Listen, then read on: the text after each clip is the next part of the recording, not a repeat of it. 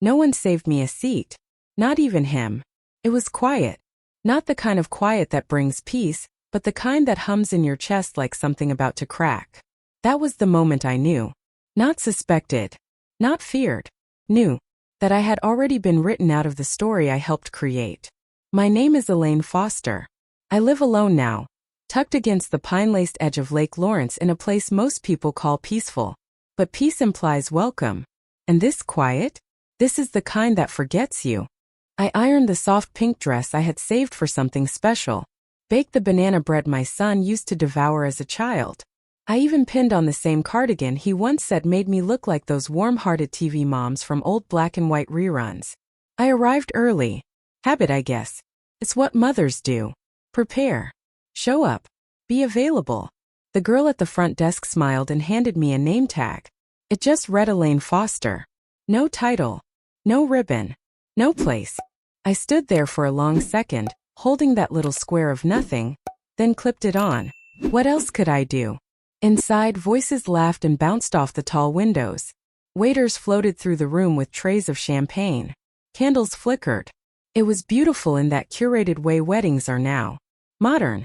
Expensive. Carefully lit. I scanned the room. My son Caleb stood near the front. Smiling. Talking to Naomi's family. His new wife. She was radiant. I'll give her that. He didn't see me. Or maybe he did. And looked away. A young man with a headset pointed me to a table near the back. My card sat beside strangers. A woman who raised alpacas. A man who sold insurance. They were polite, but they didn't know Caleb. They talked around me across me like I was furniture they had to lean over. I tried not to let it show. Fixed the hem of my dress 3 times. Smiled when I didn't feel like it.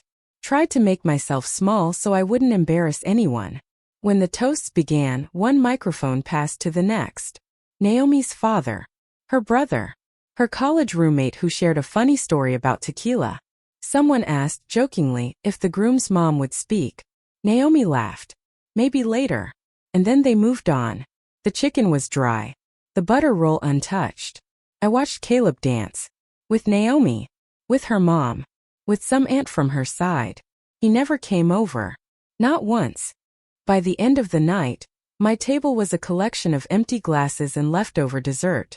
The room had begun to empty. Cars waited outside.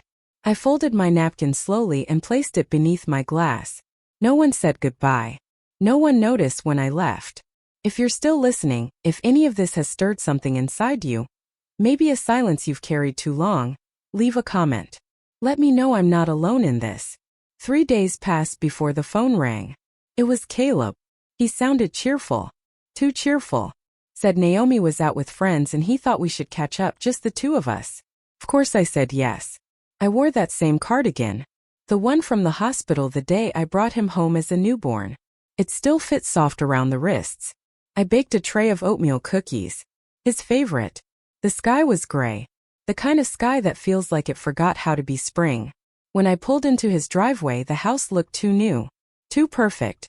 A row of matching porch lights, a doorbell camera, trimmed hedges. It looked like someone else lived there. He opened the door, smiled, gave me a hug that didn't reach his shoulders. The kitchen was quiet. The table was set. 2 plates, a bottle of wine, and a stack of papers. He gestured casually. Just some forms, he said. Nothing urgent. Just planning ahead. It's a power of attorney. Everyone does it. Just in case. His voice was light. But too light. Like someone trying not to trigger an alarm. The first page was heavy with legal language. But the meaning was clear. Immediate authority. Total access. No expiration. No mention of family. Just the word agent. Just authorization. Just control. The pen was already uncapped. I picked up the packet. Smiled. Said I'd take it home. He nodded. Took a sip of wine. Never asked what I thought. Later that night I sat on the edge of the couch. Shoes still on. My coat zipped halfway. I stared at nothing for a long time. The house around me didn't make a sound. Even the kitchen clock seemed to have given up. After a while I stood and walked down into the basement. My knees ached. The kind of ache that reminds you of how long you've been carrying everyone else's weight. Behind the old laundry machine, Tucked beneath a shelf of paint cans was a cabinet. I opened it. Inside, a small metal box. Tom's box. My husband. He told me once, if anything ever happens, you'll find what you need there. Until that night, I didn't know what that meant. The box creaked open. Everything inside was tidy, labeled, filed, organized the way he always kept things. At the very bottom was a letter. My name. His handwriting. I stared at it for a long time. The letter was short. You won't ask for help even when you need it, he wrote. So I made sure you'd never have to be dependent. Or trapped. Not by grief. And not by guilt. Don't tell Caleb, he added. Not because I don't love him, but because I know what money does. What it reveals. I opened the folder. 2 accounts. Investment portfolios. Stock options. A rental property. Altogether, it totaled nearly $7 million. I stared. Closed the folder. Then opened it again like maybe I had read it wrong. I didn't cry. Not then. It wasn't joy I felt. It was something heavier. Like holding a secret that could split the room in half. That night, I sat in the dark kitchen, paper spread out beside me, and a blank notepad in front of me. Not to sign what Caleb brought, but to begin writing what I needed to say. Not to him, but to myself. This was the beginning of something I hadn't felt in a long, long time. Choice. I didn't sleep that night. Not really. I closed my eyes, but my mind wouldn't soften.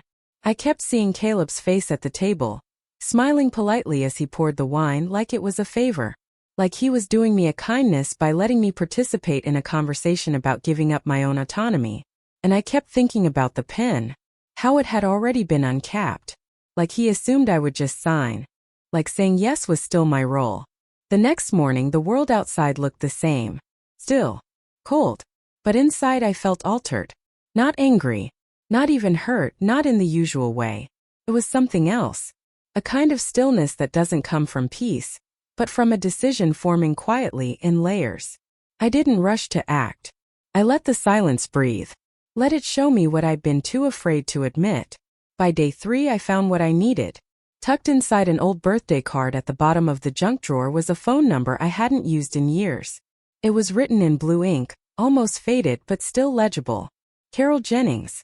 Trust in estate law. Now retired. We weren't close. She'd been Tom's friend more than mine. They met through the community board, I think. But I remembered one thing she said at his memorial and it stayed with me. The quietest women often leave the most permanent marks. I called her mid-morning. She picked up on the second ring. Her voice was gravel now. A bit slower. But sharp. I told her everything. She didn't gasp. Didn't judge. She just listened. Then she said, calm and clear, we should meet. Tomorrow. Bring everything. So I did. Her house was small, square, full of quilts and old paperbacks. A home lived in, not staged. She made tea without asking what I wanted. Set it down beside me. Then reached for the manila envelope and pulled out Caleb's papers. Her eyes scanned them faster than I could follow. But her face told me everything I needed to know. She didn't say, how awful. She didn't shake her head. She simply turned the last page and said, this wasn't written to care for you. This was written to absorb you. The next hour unfolded with the kind of focus I hadn't felt in years. She explained the clauses in simple language. What they would allow.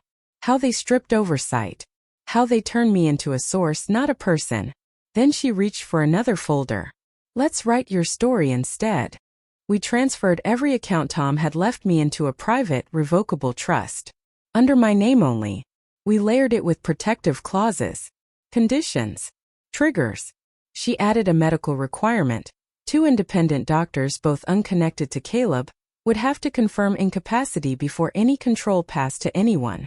She drafted everything with quiet urgency. No fluff. No wasted words. When it was time to sign, my hands didn't shake. I felt them settle. As I wrote my name, I realized I hadn't signed anything for myself in a very long time. Not for someone else. Not to make peace. Just for me. It felt like reclaiming something I didn't even know I had lost. We sealed the documents in a thick labeled folder. She told me where to keep it. Not too obvious. But not too far. Somewhere you could grab it without thinking. I tucked it behind the dishwasher pods. place no one ever touches. The next morning the phone rang again. It was Caleb. His voice was smooth, careful, like he was reading off a script he had rehearsed in the mirror. He asked how I was feeling, if I'd had time to look over the papers. I said I had. There was a pause. Not long, but telling. Then he launched into it. He mentioned something he'd seen on the news. An older woman who forgot her passwords after a stroke. Said a family friend's mother went through something similar. It's just a precaution, he said. Just the smart thing to do. I let him talk. He didn't notice I wasn't responding. Eventually his tone shifted. It got firmer. Less like concern. More like strategy. If we wait too long, he said, it might get more complicated. Better to do this while things are still simple. Simple. That word echoed in my ears like a warning bell. After we hung up, I poured my cereal into the sink. Watched the milk swirl and vanish. There was nothing left I needed from that conversation. Not even confirmation. I walked to the drawer by the fridge and pulled out the envelope again. Held it in both hands. It didn't feel like paperwork. It felt like a weapon. One I hadn't asked for, but one I finally knew how to use. That evening I called Carol again. She answered on the first ring. Let's finish this, I said. And we did. She notarized every signature. Reviewed every detail twice. Then she looked me in the eye and said, you just protected a lifetime of dignity with a pen. Most people never get that far. The next week another invitation came. This time in a text. Dinner again. No papers, Caleb promised. Just the two of us. Just to talk. I didn't respond right away. I let the silence carry my answer for a while. When I finally replied, I wrote just one word. Sure. But I didn't tell him I wouldn't be coming alone. Carol met me a block away. Parked across the street. We had agreed. She wouldn't enter unless necessary. But knowing she was there, that mattered. Changed something. When Caleb opened the door, he looked like the boy I used to know. Socks, no shoes. Shirt untucked. Like he wanted to signal softness. The kitchen smelled like garlic. There was bread on the table. A roast in the oven. Everything staged. Everything deliberate. We made small talk for a few minutes. I let him lead. Then his eyes drifted toward the side table. Another stack of papers. Not as thick, but familiar. When he finally reached for them, his voice dropped. It's nothing binding, he said. Just provisional. Just to keep things smooth. He slid them toward me like a peace offering. I didn't touch them. Instead, I reached into my bag and pulled out a single sheet of paper. Folded. I placed it on top of his stack and took a sip of water. He looked confused. Then unfolded it. His eyes stopped moving after the first few lines. What he held was a formal notice of trust execution. Signed. Sealed. Final. My assets were protected. Every account moved. Every access revoked. Only I could alter it. His face didn't shift immediately, but his breath did. He looked up at me, and for the first time I saw something unfamiliar. Not guilt. Not anger. Just realization. That the door he thought would always be open had been quietly, permanently locked. I spoke slowly. I appreciate your concern, I said. But I've already taken care of everything. And it's final. He asked if I had help. I said yes. A friend. Someone who understood what protection actually looks like. That was when Carol stepped into the room. Smooth. Calm. She smiled politely. Introduced herself. Then she looked at me and said, "We're ready when you are." I stood. Took my coat. And followed her out the door. Outside the wind was sharp. But I felt something else. Lighter. Not happy. But freed. For the first time in years I wasn't walking away hurt. I was walking away certain. And certainty? That's its own kind of peace. The next morning came colder than the forecast had promised. I woke early not because I had to, but because something inside me wouldn't let me rest. It was the kind of cold that gets into your knees before you've even left the bed. The kind of cold that makes the silence in a house feel louder than usual. I went to the kitchen, made toast I didn't eat, poured orange juice I didn't want. I sat at the table and stared at both for longer than I should have. My hands felt warm from the mug, but inside something had closed itself off. Around 10 my phone buzzed. A message from Caleb. Just one line. You made this harder than it had to be. No hello. No name. No explanation. Just blame. I stared at the words, then slowly turned the phone face down on the table. The toast had gone cold. The juice no longer looked refreshing. There was no follow-up. No apology. Just that single sentence hanging in the room like something I was meant to accept without argument. And I knew then this wasn't about disappointment. It was about control. He wasn't mourning the distance. He was mourning the power he thought he'd always have. Later that afternoon, I walked into the garage and found a box I hadn't opened in years. Inside were old photo albums, Christmas mornings, beach trips, a camping photo where Caleb wore 2 jackets and still looked cold. One photo caught me. He must have been 5. Cheeks flushed from snow, holding a toy truck like it was treasure. His smile wide, his teeth uneven. That photo used to be my reminder on hard days. A reason to keep giving, keep softening, keep saying yes. But now it looked different. Not just a boy. A boy who had always been given everything without asking twice. Tom and I had made sure of it. We thought love meant removing every obstacle. And somewhere along the way, he mistook it for entitlement. That night I got another message. This time from Naomi. She said she was sorry that things had become tense. That they were just trying to be responsible. She offered to talk if I ever wanted to. Then she wrote something that stayed with me. You raised a strong son. We just wanted to support his future. I read it twice. It was polite. Well written. But underneath I heard what she meant. You had your time. Now let go. I didn't respond.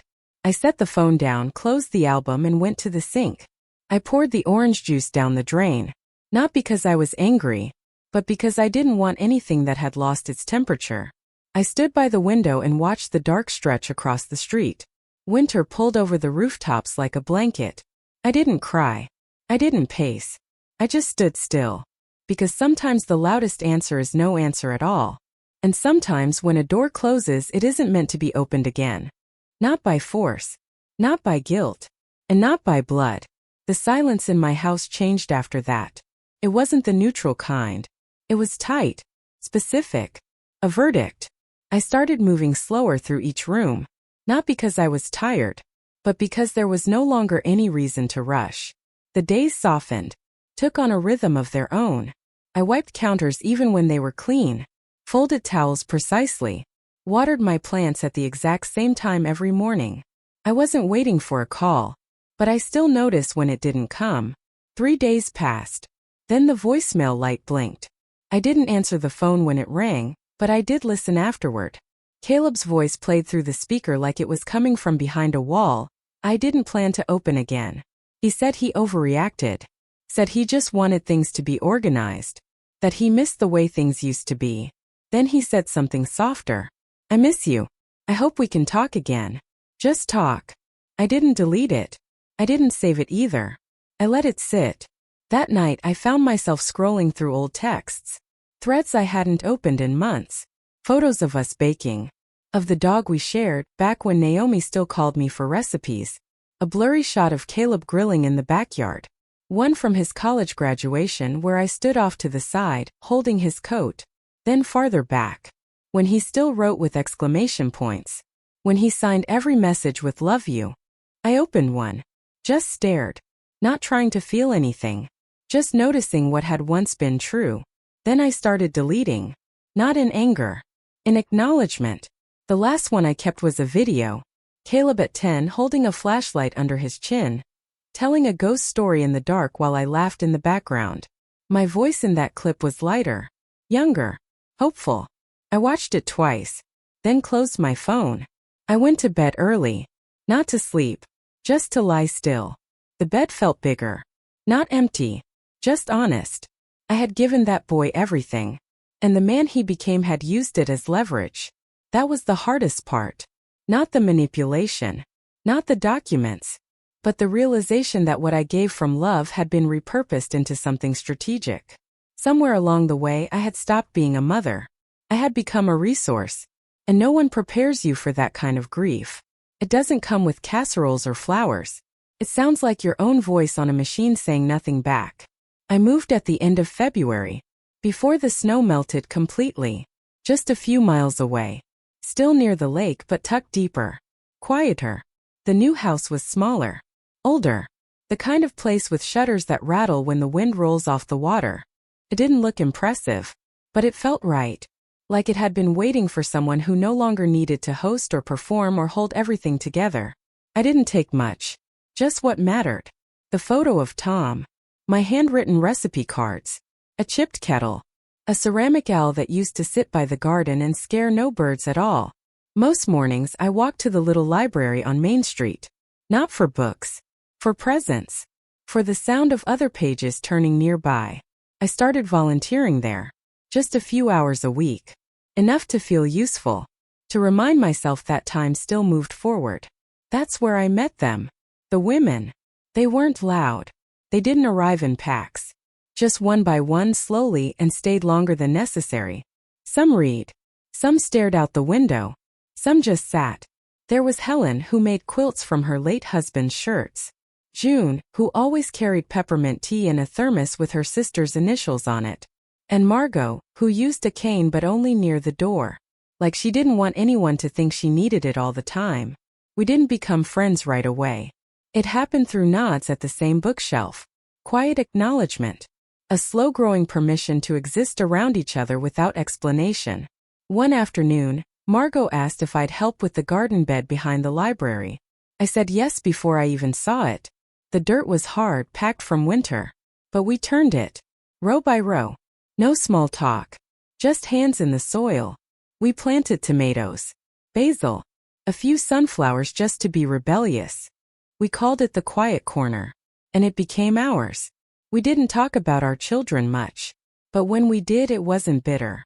It was like holding an old scar up to the light and just remembering the moment before the skin broke. What we shared wasn't grief. It was clarity. A kind of belonging not to each other, but back to ourselves. And somewhere in that dirt, beneath the smell of earth and the softness of silence, I began to feel like a woman again. Not just a mother. Not someone waiting for a call or a second chance. Just someone who still had breath and hands and days to fill. Someone who had value. Even if no one else recognized it. And for the first time in a long while, that was enough. It was a Saturday morning when I saw him again. I had just finished sweeping the front porch. The breeze was still sharp, but the sun had finally cut through the clouds after a string of gray days. I was about to go inside, put the kettle on when I noticed the car. Parked at the curb. Not a stranger's. Not a delivery. Just still. Engine off. Inside sat one familiar figure, still as a stone behind the wheel. Caleb. I watched from the porch for a long time. He didn't move. Just sat there like someone trying to talk himself out of what he'd already driven here to do. Eventually he got out. He walked slower than I remembered. Shoulders hunched, like something in him had softened without permission. Like maybe he'd spent the night in a battle with himself. He wore a gray hoodie. Jeans that hadn't been pressed. No portfolio. No binder. Just a plain white envelope in his hand. He didn't come to the door. He sat down on the wooden steps like he used to when he was a boy waiting for dinner, feet too short to touch the ground, asking what we were having and if it was already made. He didn't look up at first. So I opened the door. Stood there for a moment. Then stepped down slowly and stopped a few feet from him. He looked up then. Same eyes. But not the same. They looked quieter. He opened his mouth. Then paused. Then finally said, "I'm sorry." He didn't rush the rest. Just let it fall out. He said he had been overwhelmed. That money and stress had gotten the better of him. That things hadn't gone the way he thought they would. He said he didn't expect anything. He just wanted me to know. He saw it now. What he had done. What it had cost. Then he looked down at the envelope and held it out. I didn't take it. Not yet. I let the air hold it between us. He said it wasn't legal. Wasn't a request. Just words. Just something he had to say on paper because saying it out loud didn't feel like enough. I sat beside him. Not close. Not far. Just enough for the wood beneath us to groan under shared weight. I looked out at the road. The trees. The stillness of late March. Then I turned to him and said, "Forgive you." But I added something else. Something that had been resting on my chest for weeks. Forgiveness doesn't come with a key. Some doors, once shut, need time before they open again. If they open at all. He nodded. Didn't argue. Didn't cry. Just nodded. We sat there like that for a while, neither of us reaching for more. The breeze moved across the railing. A bird hopped across the sidewalk and didn't notice us.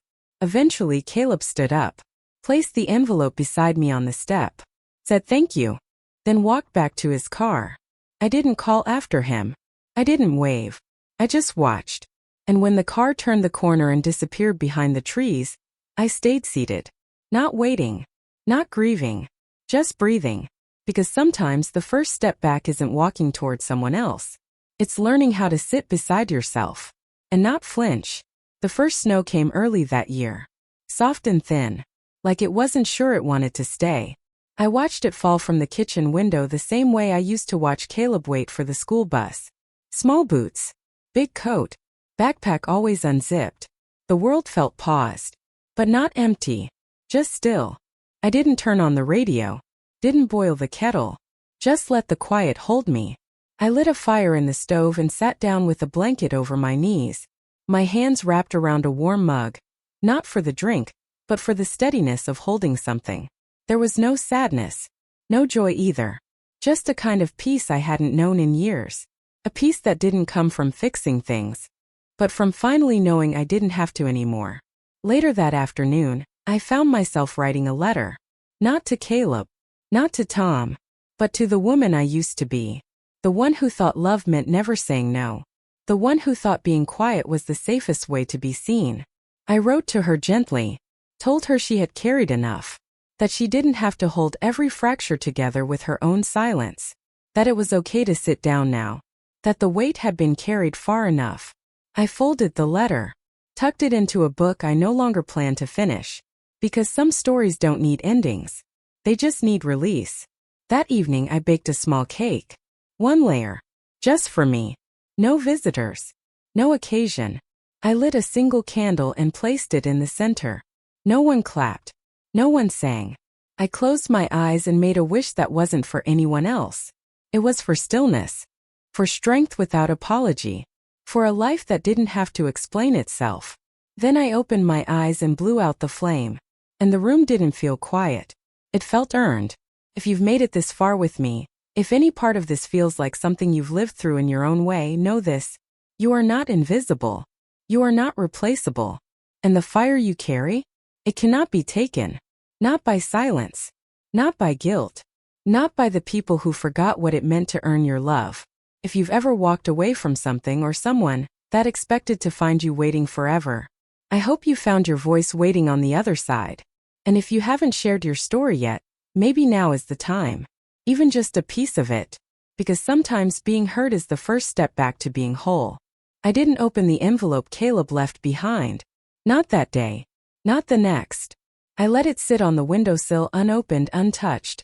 Not as punishment, but as proof that I didn't need to rush toward anything anymore. Letting it be was its own kind of power. Eventually, on a morning when the lake was still and the light was soft enough to feel kind, I unfolded it. It wasn't legal. It wasn't even neat. Just 4 handwritten pages. The first one was an apology. The second was a list of things he said he now understood, moments he admitted he missed, memories he had forgotten until now. The third was something he called what I should have said sooner. And the fourth was blank. Just a piece of paper folded carefully, like it was meant to say what he couldn't. I didn't cry. Not then. I set the pages back down, folded them again, and placed them in the drawer beside the spoons. I didn't need to respond. Not every answer needs to echo. Not every wound needs a witness. Some things are just meant to be acknowledged. A few weeks later, I hosted tea at the library garden. Nothing big. Just me, Margot, June, Helen, and some of the women from the senior center down the road. We sat around a folding table with mismatched chairs and paper napkins that kept fluttering in the wind. No one asked for a story.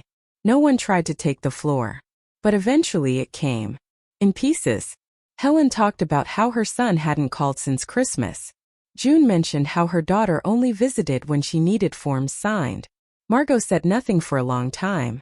Then simply added, I used to keep my phone charged just in case. Now I keep it off unless I need to use it. And we all nodded. No shock. No pity. Just recognition. I poured the tea. And we kept talking. Not about regrets. Not about what we lost. But about what we still had. The way the basil had finally taken root. The soft return of the robins. A book we were passing between us, one chapter at a time. There was something powerful in it. A table full of women no longer auditioning for anyone's approval. Just there. Breathing. Rooted. Enough. That night I walked home slowly. The air had a sharpness again, but not the kind that bit, the kind that reminded you were still here. Still alive. I passed the old house. The one I used to live in with Tom. The curtains were drawn now. Someone else's lights in the window. A car I didn't recognize in the driveway. But I didn't feel sadness. I just nodded toward it like you do when you pass someone you used to know. Then I kept walking. Home wasn't behind me anymore. It was where I was going. Where I could exhale. Where I could stretch without apology. Where nothing asked me to prove my usefulness to be allowed to stay. Later, I sat by the window with a blanket over my knees and a single lamp on behind me. The quiet came back. But it didn't feel empty. It felt whole. Like silence when finally chosen could be company. Not absence. Not punishment. But presence of self, of breath, of stillness finally earned. I thought of Tom. How he used to fold our towels with the same exact creases every time. How he used to say quiet women build the strongest foundations. And how I never quite believed him until now. I thought of Caleb. And hoped he found peace too. Not with me. Not yet. But somewhere. Somehow. And I thought of myself. Not as a mother. Not as a widow. Just as a woman with both hands on the steering wheel now. Not racing. Not retreating. Just choosing. And that is everything. I didn't open the envelope Caleb left behind. Not that day. Not the next. I let it sit on the windowsill unopened, untouched. Not as punishment, but as proof that I didn't need to rush toward anything anymore. Letting it be was its own kind of power. Eventually, on a morning when the lake was still and the light was soft enough to feel kind, I unfolded it. It wasn't legal. It wasn't even neat. Just 4 handwritten pages. The first one was an apology. The second was a list of things he said he now understood, moments he admitted he missed, memories he had forgotten until now. The third was something he called what I should have said sooner. And the fourth was blank. Just a piece of paper folded carefully, like it was meant to say what he couldn't. I didn't cry. Not then. I set the pages back down, folded them again, and placed them in the drawer beside the spoons. I didn't need to respond. Not every answer needs to echo. Not every wound needs a witness. Some things are just meant to be acknowledged. A few weeks later, I hosted tea at the library garden. Nothing big. Just me, Margot, June, Helen, and some of the women from the senior center down the road. We sat around a folding table with mismatched chairs and paper napkins that kept fluttering in the wind. No one asked for a story. No one tried to take the floor. But eventually it came. In pieces. Helen talked about how her son hadn't called since Christmas. June mentioned how her daughter only visited when she needed forms signed. Margot said nothing for a long time. Then simply added, I used to keep my phone charged just in case. Now I keep it off unless I need to use it. And we all nodded. No shock. No pity. Just recognition. I poured the tea. And we kept talking. Not about regrets. Not about what we lost. But about what we still had. The way the basil had finally taken root. The soft return of the robins. A book we were passing between us, one chapter at a time. There was something powerful in it. A table full of women no longer auditioning for anyone's approval. Just there. Breathing. Rooted. Enough. That night I walked home slowly. The air had a sharpness again, but not the kind that bit, the kind that reminded you were still here. Still alive. I passed the old house. The one I used to live in with Tom. The curtains were drawn now. Someone else's lights in the window. A car I didn't recognize in the driveway. But I didn't feel sadness. I just nodded toward it like you do when you pass someone you used to know. Then I kept walking. Home wasn't behind me anymore.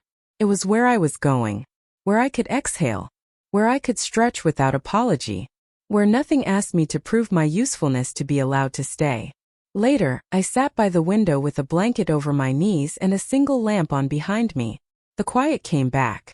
But it didn't feel empty. It felt whole. Like silence when finally chosen could be company. Not absence. Not punishment. But presence of self, of breath, of stillness finally earned. I thought of Tom. How he used to fold our towels with the same exact creases every time. How he used to say quiet women build the strongest foundations. And how I never quite believed him until now. I thought of Caleb. And hoped he found peace too. Not with me. Not yet. But somewhere. Somehow. And I thought of myself. Not as a mother. Not as a widow. Just as a woman with both hands on the steering wheel now. Not racing. Not retreating. Just choosing. And that is everything. So if any part of this story touched a quiet place inside you, if you've ever felt like your love was repurposed, your silence mistaken for weakness, or your worth quietly edited out of the picture, know this: your voice still matters. You are still the author of what comes next. And if you're still listening, still here, maybe share this with someone who needs to hear it too. Or leave a piece of your story in the comments. Not for sympathy, but for someone else who's been waiting for permission to feel seen. We hear you. We're listening. And you're not alone.